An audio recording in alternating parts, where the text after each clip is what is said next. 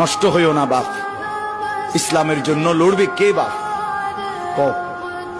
মুরব্বীরা তো চলে যাবে বাপ। 18 বছরের ছেলে, 20 বছরের ছেলে, 22 বছরের তাগড়া জওয়ান, তুমি নষ্ট হয়ে গেলে, তুমি চরিত্রহীন হয়ে গেলে, তুমি যদি সারাক্ষণ নারী ছাড়া, ছবি ছাড়া, মদ জুয়া অশ্লীলতা, তুমি যদি মোবাইলের আসক্তি ছাড়া চলতে না পারো, আগামী দিনে ইসলামের জন্য তুমি করবা কেমন, লড়বে কেমন? আগামী প্রজন্ম তোমার হাতে নিরাপদ দিন পাবে কেমন? বেঁচে থাকার নিরাপত্তা মিলবে না।